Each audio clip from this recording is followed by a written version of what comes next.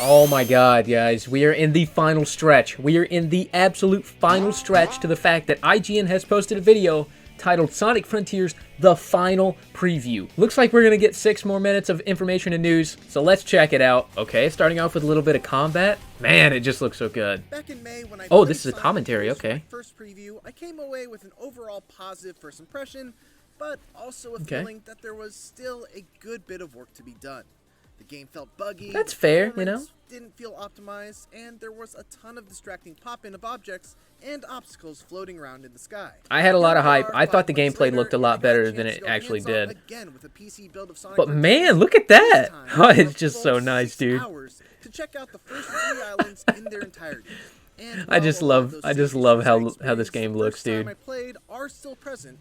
The pop-in and a handful of minor bugs, it is clear that a lot of work has gone into tightening up Sonic Frontiers' performance and polishing its visuals. Let me be clear, it is still an uneven experience, both visually and mechanically, but when my time was up and all I thought about was the disappointment of not being able to play more, that seemed like a good sign. That is a pretty good sign. A pretty healthy spot heading into its imminent November 8th release. Yeah, okay.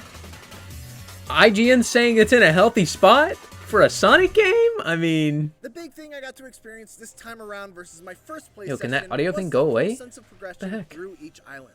I've talked previously about how you need to collect portal keys to open up cyberspace levels. Oh man. Cyberspace levels to get vault keys and use vault keys to unlock Chaos Emeralds, but there's another important element to the game flow as well. Memory tokens. Okay. Each of the 3 islands was home to one of Sonic's friends. The pop-in is still there, but that's okay. And in order to try and free them, I needed to collect a ton of memory tokens. Showing remorse segment? I swear. I'm so sorry. They're the main reason you'll be looking out for springs, ramps, grind rails. That's cool though. It's like a big playground, man. That send you zooming through the world. Collecting and delivering these memory tokens back to your friend is one of the ways you'll progress Sonic Frontiers' story forward.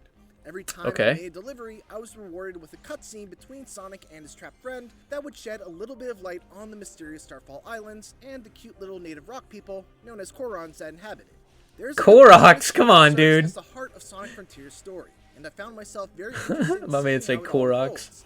And even more interested in the dynamics between Sonic and each of his friends, which really takes center stage during these cutscenes. It just looks like a lot of fun, man. Story to tell, with each of Sonic's friends being a key player in how that story unfolds. I managed to clear the first island in my first 3 hours or so of playtime. After a very cool boss battle that I can't and wouldn't want to spoil for you. Yeah, don't spoil it, man. On Ares Island, a desert-themed island that housed all new enemies, mini-bosses, cyberspace levels, and memory tokens. It just looks so much fun. I had to repeat the hunt for the Chaos Emeralds again. Like straight up. In that way, Sonic Frontiers is very formulaic.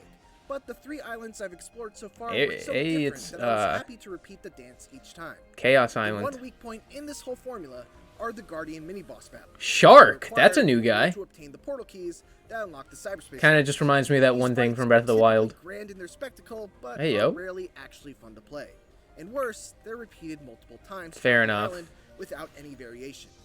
Fortunately, there are a few exceptions, like a fight against a Sumo Guardian that encloses you in a cage and requires you to bounce off the fences in order to bump the boss into the electrified portion.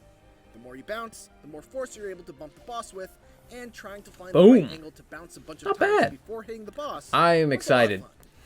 And then there are the cyberspace levels, which, like the Guardian mini-bosses, varied in their quality, but were all fun nevertheless. Each is a bite-sized traditional Sonic level that comes we've seen this Sky Sanctuary a few times, you know. Just beating the stage.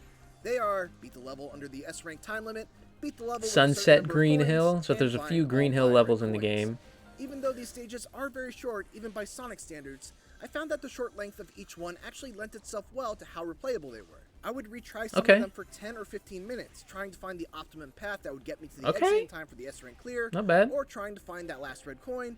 This is new gameplay though, from the Sky Sanctuary. It's another Sky Sanctuary level, I guess. Design perspective, Chemical plant on display in the many different cyberspace levels that I played was pretty impressive. Some would be very straightforward, grounded boost levels, focused on speed and reactions, while others would be very grind rail heavy. They're just bite-sized Sonic stages. I mean, the big deal in this is the open world. Straight up. Hands down, the best cyberspace stage that I played was one that broke the tradition of being a short bite-sized level and was stretched out to about 2 or 3 minutes in length and had really shortcuts off the beaten path that As very Sonic slow Adventure design vibes is, right here, though, man. the one disappointment about cyberspace is that the visual theme around Oh, them, that green based hill. on my 6 hours of playtime, always falls into one of just a few categories. Green Hill Zone, Chemical Plant Zone, Sky Temple, or the new cyberspace Sanctuary. highway theme, and that's about Yeah. it.